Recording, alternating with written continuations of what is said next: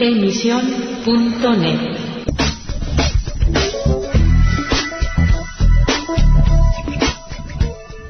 Hola, ¿qué tal? Bienvenidos a Emisión.net. Les habla Daniel Oval. Esta semana estamos con Marcos Zapata, pastor evangélico, miembro de la Junta Directiva del Movimiento Buenas Noticias, terapeuta familiar y además presidente de la Comisión de Familia de la Alianza Evangélica Española. Hola Marcos y bienvenido. Muy buenas, Daniel. La Comisión de Familia de la Alianza Evangélica Española saca esta semana una guía de acción pastoral contra la violencia de género. Corrígeme si me equivoco, pero creo que es la primera guía pública que en esta línea se publica en el ámbito protestante español, ¿es así? Pues no te equivocas.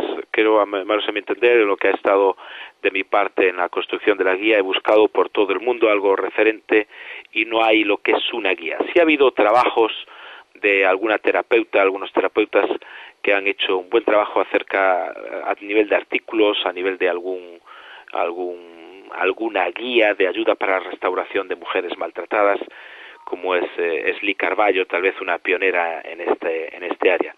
Pero estrictamente una guía pastoral para asesorar a las iglesias, a los agentes pastorales, pues no conocemos, no existe. Así que somos pioneros.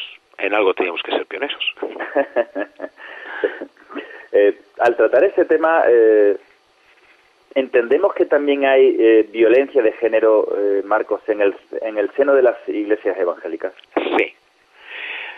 Hay una violencia de género patente, clásica, de maltrato físico, también presente en nuestras iglesias, y hay una violencia de género tal vez más escondida, que tiene que ver más con una violencia psicológica, a veces lingüística, y a veces una violencia, esto va a escandalizar a muchos oyentes, teológica. Y por eso la última parte de la guía tiene que ver un poquito para contrarrestar esa violencia teológica. Pero sí existe, es decir, hay mecanismos que tienen que ver con nuestra sociedad, que no tienen que ver tanto con ser cristianos o no, sino con el ambiente en el que hemos sido criados. Y nosotros como hombres hemos sido criados en una atmósfera, en un contexto que genera, que nos presupone que tenemos unos ciertos derechos que están por encima de la mujer por el hecho de simplemente de ser hombres y de ser mujeres. Y se manejan.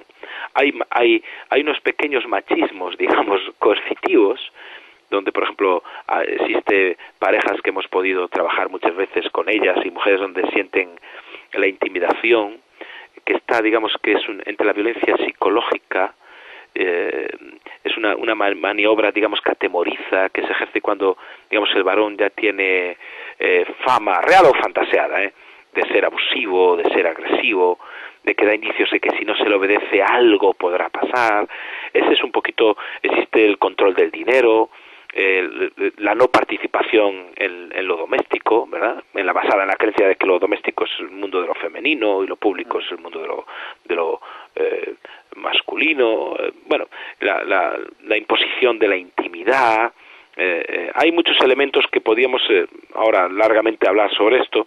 Esa apelación que hay muchas veces a la superioridad de la lógica varonil, ¿verdad? Que pasa muchísimo. Te sorprenderías que en este grupo se encuentran muchos varones que recurren a la razón, la del varón, para imponer las ideas, o imponer las conductas, o las elecciones que sean desfavorables a la mujer. Entonces simplemente dice, no, esto se va a hacer así porque esto se va a hacer así. Entonces se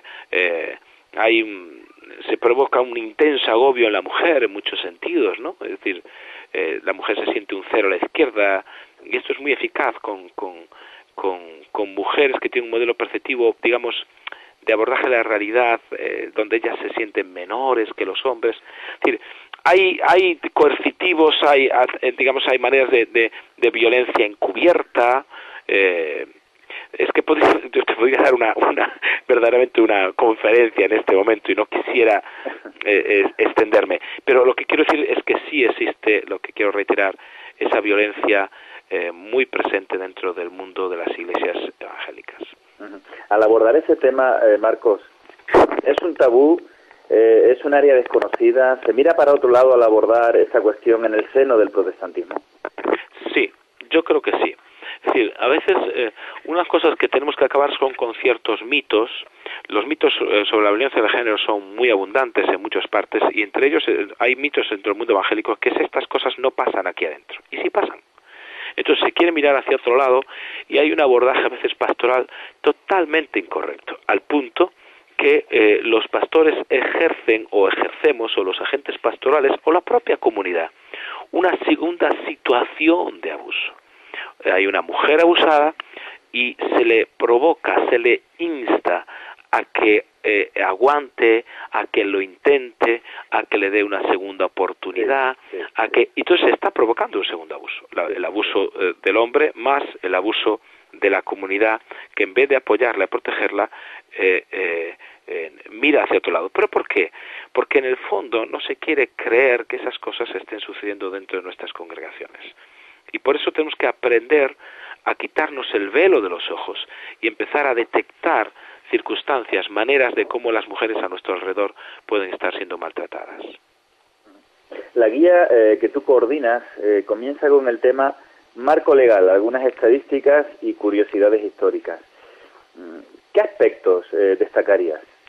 Bueno, quise empezar con un concepto de marco legal porque necesitamos saber que hay una historia, un marco internacional y un marco nacional a nivel legal que necesitamos como agentes pastorales conocer. Cuando hablo del concepto de agente pastoral y en la guía lo explico, me refiero a todas aquellas personas que de una manera u otra inciden en la acción pastoral sobre las personas dentro de nuestras congregaciones.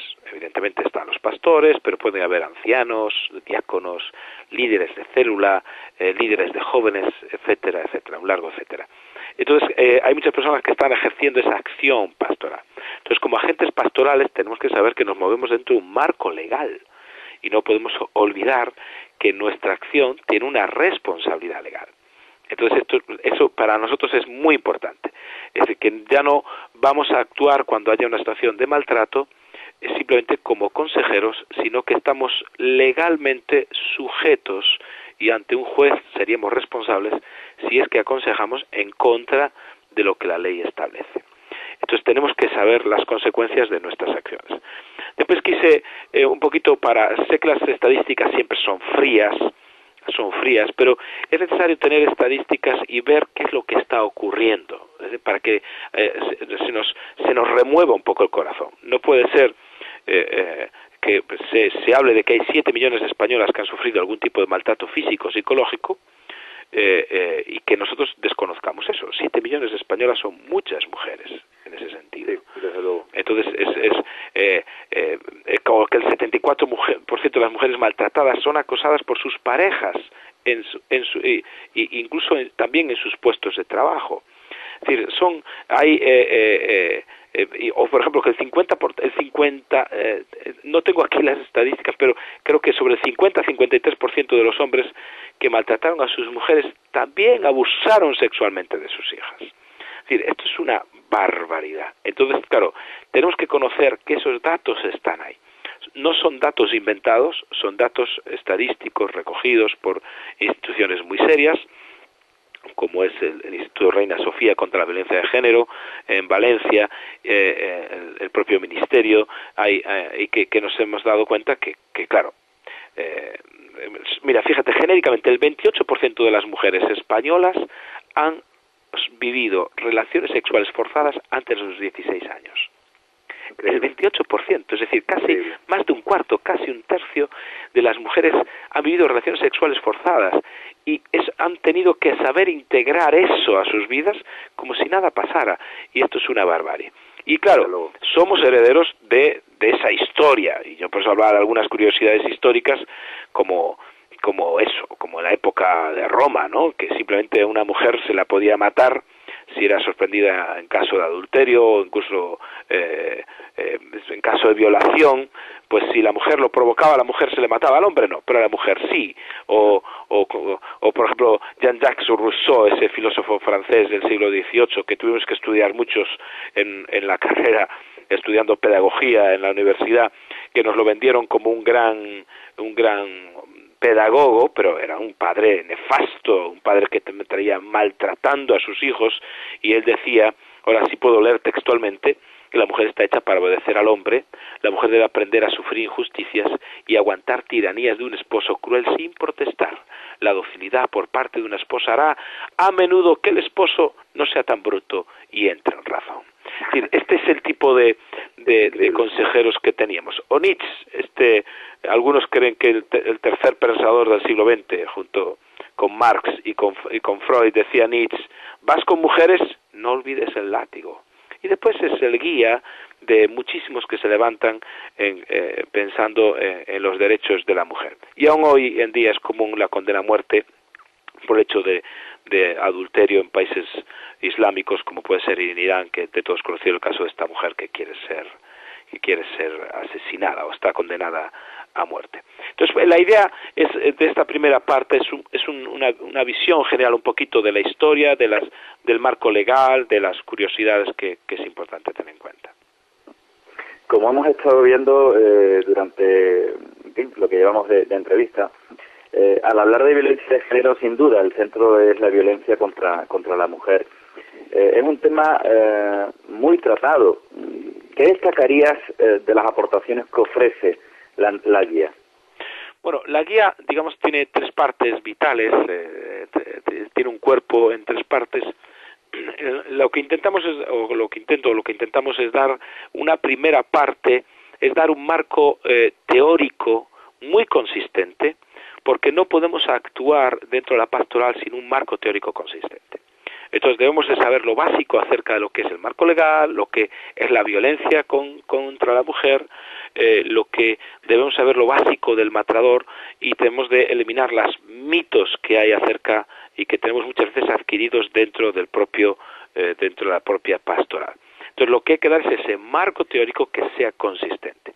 Después eso, digamos, no es un aporte nuevo, es un aporte que muchos otros han traído, pero lo que nosotros aportamos de nuevo es un modelo de actuación para los agentes pastorales que hasta ahora no ha sido descrito en ningún lugar. Es decir, cómo introducir un modelo de actuación en la acción pastoral. Como agentes pastorales, ¿qué hacer? Entonces explicamos un poquito cuáles son los indicadores de maltrato, qué derechos tienen las víctimas, es decir, un modelo de actuación, un mínimo modelo terapéutico, porque no se trata de hacer una guía de terapia, un mínimo, una serie de consejos, y sobre todo una buena guía de intervención social, incluso para casos, porque nos hemos visto en esos casos de tener que acompañar a una mujer al juez o a la policía, y saber qué es lo que va a pasar, cómo es una fase de solicitud de protección. Ese tipo de cosas no es tan abundante poder encontrar, y eso es muy nuevo. Y sobre todo lo último, que es una visión más ya pastoral, teológica, unos apuntes que hemos llamado apuntes pastorales, que habla de la realidad de la mujer y cómo la Iglesia puede establecer una diferencia cara el trabajo. Llegando al aspecto práctico, Marcos, hay un punto que considero, bajo mi punto de vista, fundamental, y es que se abordan los indicadores para la detección de esos malos tratos. ¿Cuáles son y de qué manera pueden ayudar en la pastoral en esta difícil cuestión? Bueno, muchas veces es difícil detectar los malos tratos cuando uno no está entrenado en eso. A veces porque tenemos una visión de cómo suceden las cosas en base a nuestra propia experiencia, en nuestra propia realidad. Sí. Recuerdo en una ocasión, por poner un ejemplo, que una mujer comentando que su marido tenía con ella relaciones sexuales violentas. El concepto de violento que yo pueda tener, yo no lo puedo asumir como el modelo para evaluar lo que ella está haciendo. Entonces, la siguiente pregunta es, ¿y a qué le llamas tú violentas? Dice, no, es que me pone un cuchillo en el cuello mientras tenemos relaciones sexuales. Claro, eso sería otro tema de explicación de cómo actuar en esos casos, ¿no? Es decir, terapéuticamente sería, ahora no es harina de este costal, pero uno a veces no se da cuenta de que hay gente que está sufriendo a nuestro alrededor y no nos damos cuenta. Claro, cuando te das cuenta que en un matrimonio, imagínate un matrimonio que que en la Iglesia está presente en una de nuestras congregaciones, el marido, hay actitudes que son favorables a la agresión, pues resuelve los conflictos con hostilidad, siempre utiliza insultos que menoscaban, que humillan, usa la amenaza con la vista, la amenaza con las palabras, a veces no habla pero un solo gesto tiene controlada perfectamente a su mujer, es un hombre que persigue a la mujer, la está llamando, ahí tiene constantes cambios de estado de ánimo, exige, digamos, cariño, atención completa, es excesivamente celoso, posesivo. Podríamos estar hablando de que es son indicadores que podríamos hablar de que en ese hogar puede estar habiendo maltrato.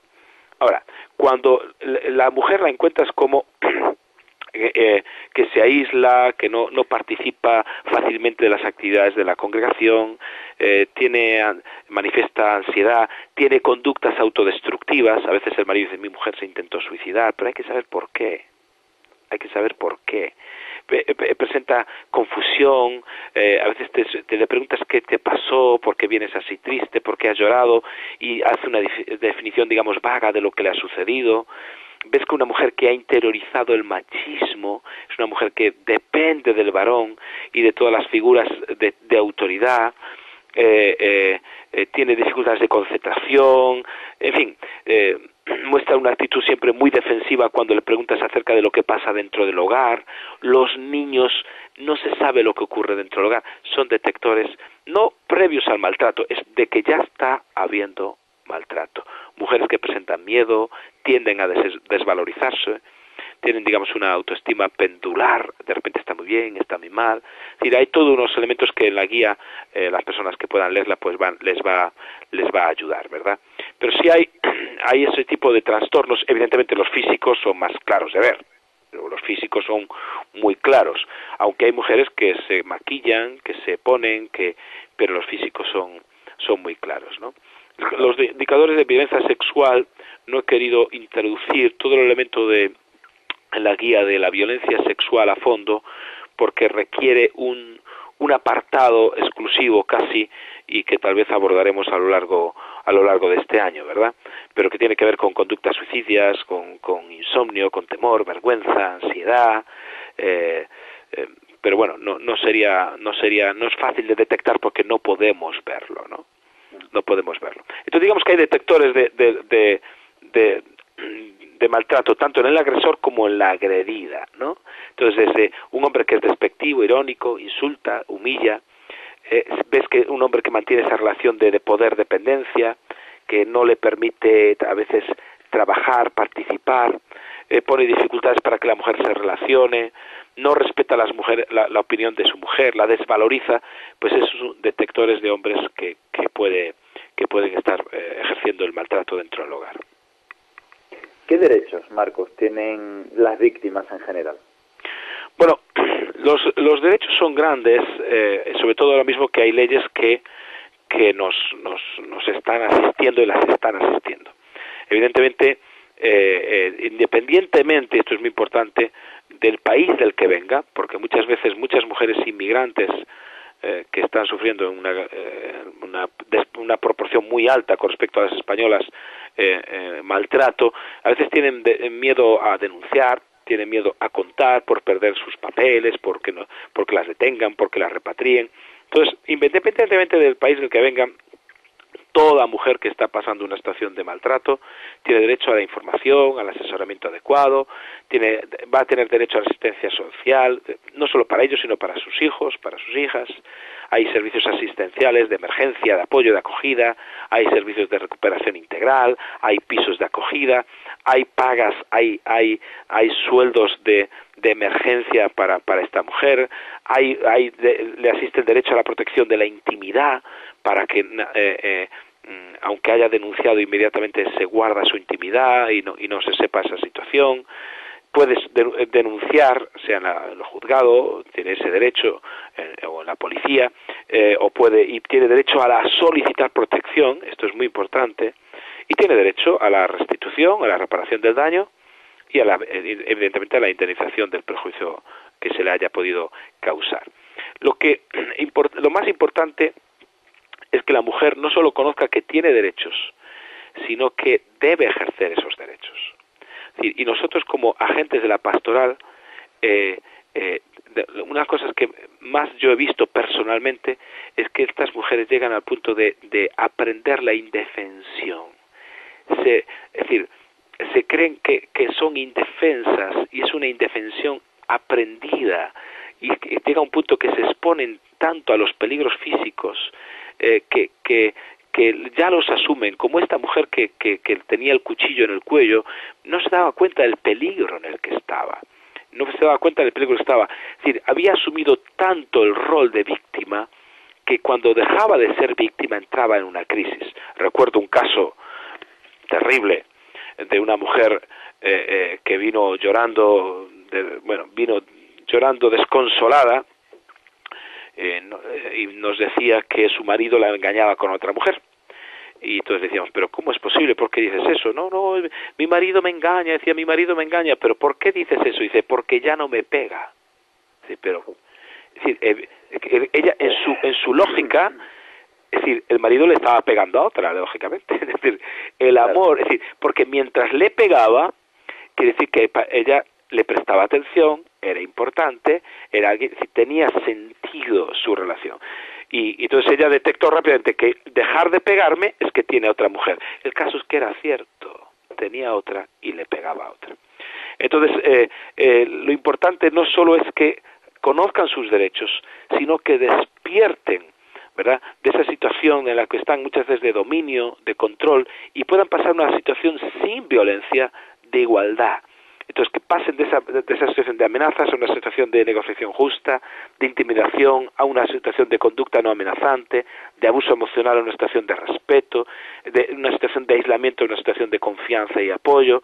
Fíjate, nosotros definimos el maltrato de una forma muy sencillita, muy sencillita.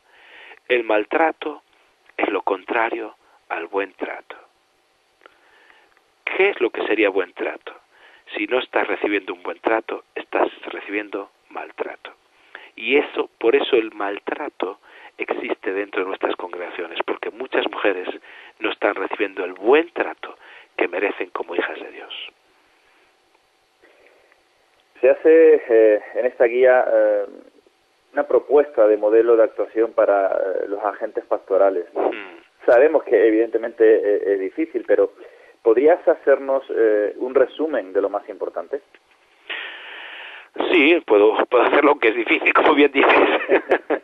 Es difícil porque la guía son 100 páginas, en total es una guía extensa, aunque el grupo DIL que la ha maquetado lo ha hecho con una gracia especial para poder verla, bueno, agradablemente. No es difícil de leer, no es difícil. Cuando hablamos de la propuesta de trabajo, la propuesta de modelo de actuación para agentes pastorales, básicamente cuando lo que intentamos explicar es un poquito los indicadores de la detección de malos tratos. Esto hay que tenerlo muy clarito, y cómo es la escalada de la violencia, cuál es el ciclo de la violencia. Toda violencia tiene un ciclo que siempre funciona igual, y hay que conocerlo, ¿verdad? Y después una propuesta de modelos de actuación. Bien, en la propuesta de modelo de actuación hay una serie de principios que rigen la acción, que son importantes, y hay una serie de habilidades que se deben de poseer. ¿Por qué digo esto, que se deben de poseer? Porque si no se poseen, a veces es mejor no meterse. Si uno no sabe, que no se meta. Es decir, una de las cosas más importantes, y trabajamos en esto, cuando yo enseño muchos cursos acerca de la familia y el tema del maltrato, yo siempre les digo a la gente que asiste a los cursos, mira, el propósito de este curso no es que aprendáis a hacerlo bien, el propósito de este curso es que no lo hagáis mal, que es distinto. En la misma medida que tú conoces esto, si tú no sabes cómo intervenir, derívalo a alguien que sepas hacerlo. Entonces hablamos de los principios rectores de los agentes pastorales, que tiene que haber integridad, tiene que haber cooperación, tiene que haber congruencia, tiene que haber empatía, también las habilidades que se deben de poseer. Después hay una serie de consejos prácticos acerca de cómo atender a las víctimas, desde el lugar físico donde nos encontramos, no en un pasillo, en un sitio a solas, un sitio agradable, que no haya una mesa por el medio, ese tipo de cosas. Es decir, cómo crear una atmósfera de confianza y de ayuda. Después damos unos consejos también acerca de la actitud que tenemos que tener, cómo debe ser nuestro lenguaje, cómo debe ser nuestra mirada, cómo debe ser nuestra actitud relajada, tranquila. Debemos de tener una escucha activa.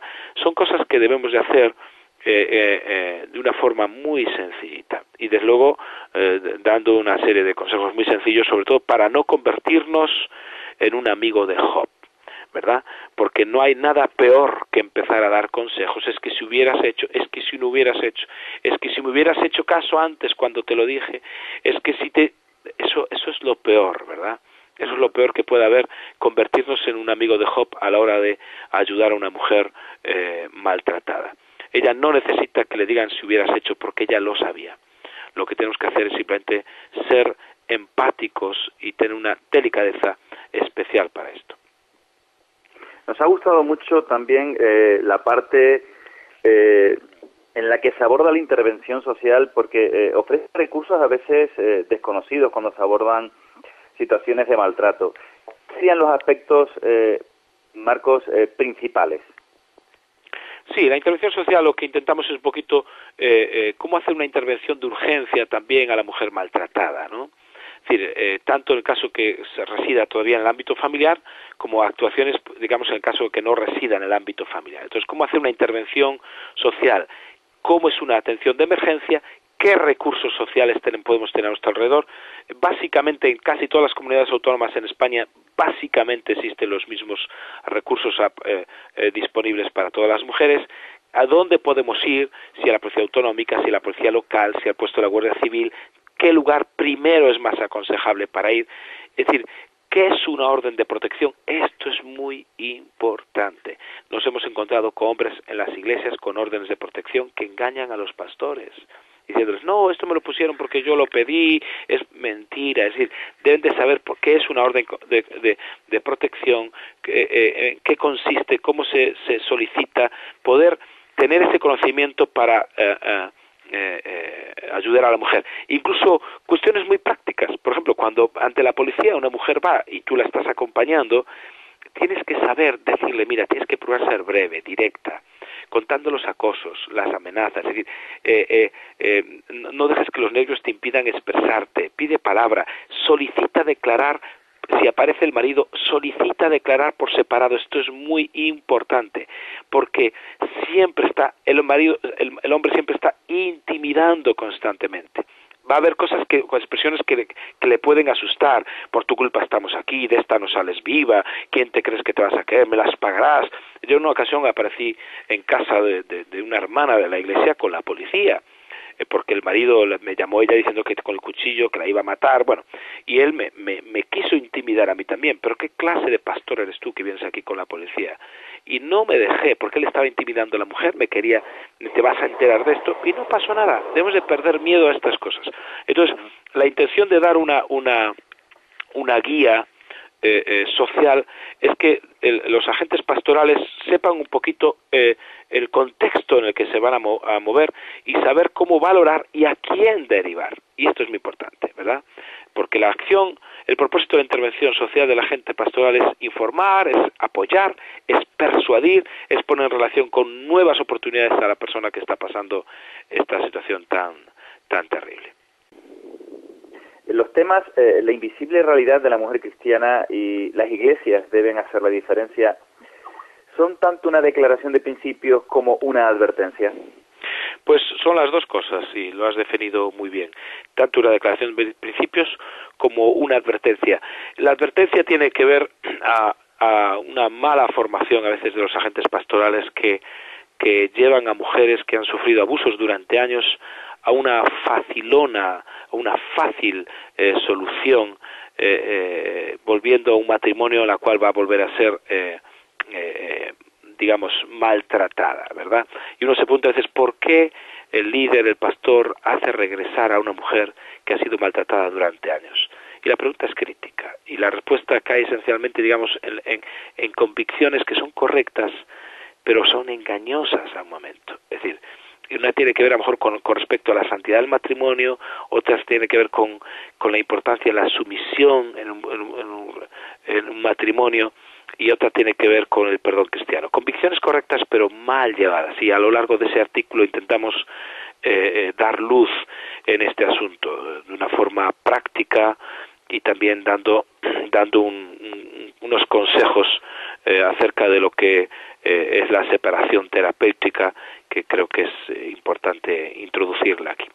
Y pues claro, evidentemente las iglesias deben de hacer la diferencia, y ahí está la gran oportunidad que nosotros tenemos como agentes pastorales, porque nosotros tenemos la capacidad de influencia que no tienen ni psicólogos, ni médicos, ni trabajadores sociales de los ayuntamientos. Nosotros como agentes pastorales tenemos una ventaja impresionante, porque somos personas de autoridad para la familia, somos personas que podemos llegar a todo el espectro familiar, a todas las generaciones, desde los abuelos hasta los nietos. Podemos introducirnos en la familia, podemos ser elementos de cambio y agentes de cambio dentro de la familia, y la Iglesia puede entrar en un elemento de diferencia. Trabajando en la prevención, hay que hablar sobre el maltrato dentro de la Iglesia, y hay que predicar sobre eso, y después se pueden hacer programas para matrimonios, programas para solteros, reforzar la dignidad de la mujer, de la persona, enseñar a los hombres sobre todo el concepto de los falsos machismos, proveyendo incluso de grupos de apoyo para mujeres que han sufrido esto, estando a disposición durante la crisis.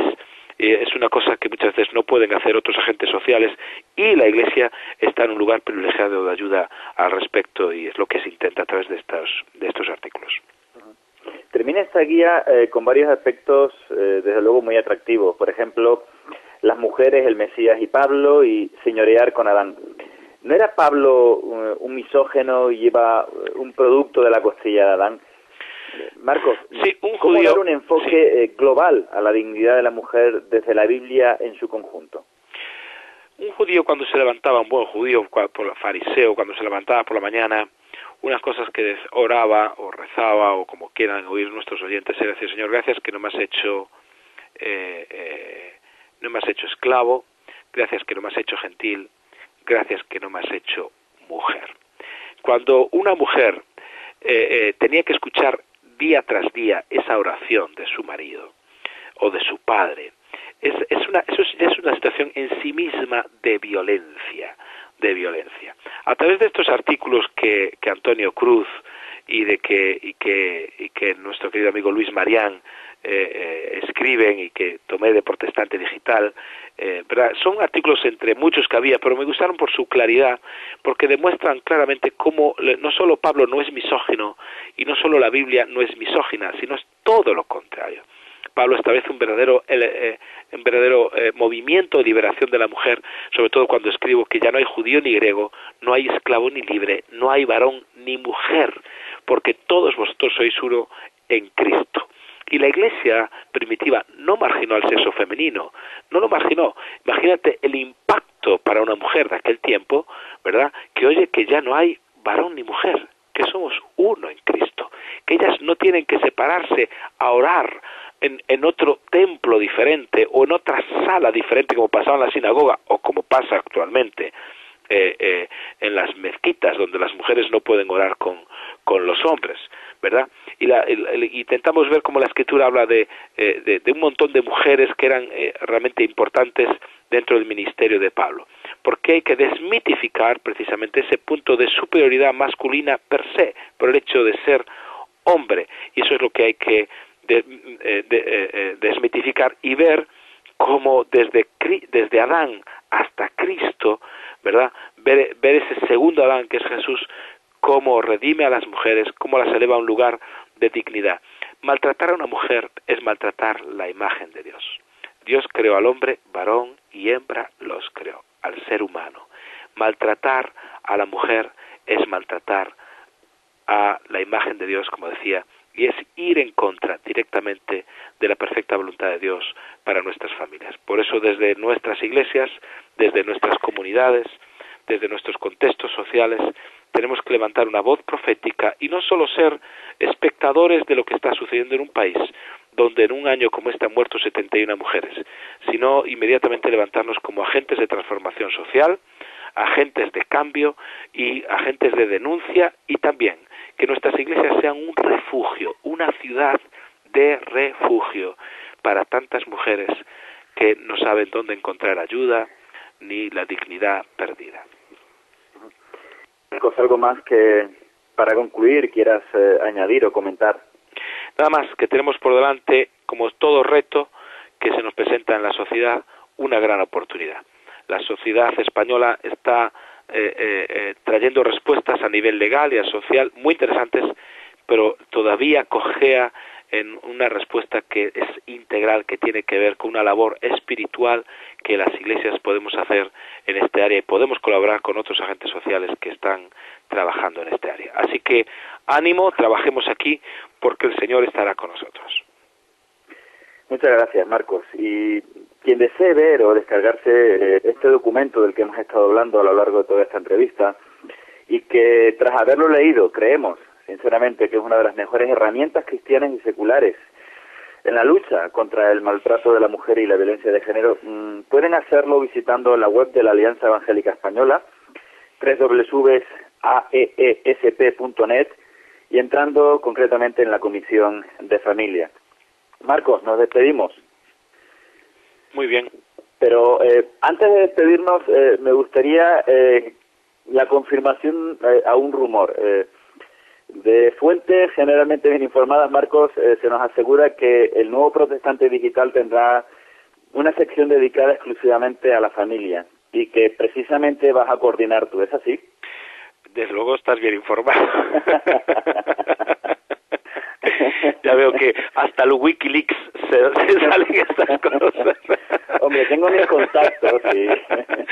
Sí, exactamente. Estaremos lanzando una nueva sección y esperemos poder ser un poquito de ayuda y traer luz a algo tan importante como la familia en la sociedad española en estos momentos. Yo no creo que se trate de esperar. Estoy seguro de que va a ser así. Sí, va a ser, y muy pronto, muy pronto.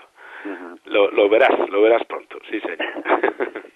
Marco, muchas gracias. Encantado, de verdad, Daniel. Termino de esta entrevista, ¿cómo decirte? Agradecido, sinceramente, y ha sido un placer tenerte aquí, pero con una sensación también un poco agridulce, ¿no? Porque es un tema, desde luego, poco agradable para hablar de él y para tratarlo, aunque necesario, desde luego. Pero bueno, en la lucha estamos todos y yo creo que vamos a ser luz en medio de tanta tiniebla. Encantado, Daniel. Ha sido un placer, de verdad que sí. Que Dios te bendiga. Desde Emisión les habló Daniel Oval. Les esperamos la próxima semana para nuestra nueva entrevista. Que Dios les bendiga. Que Dios les bendiga. Emisión.net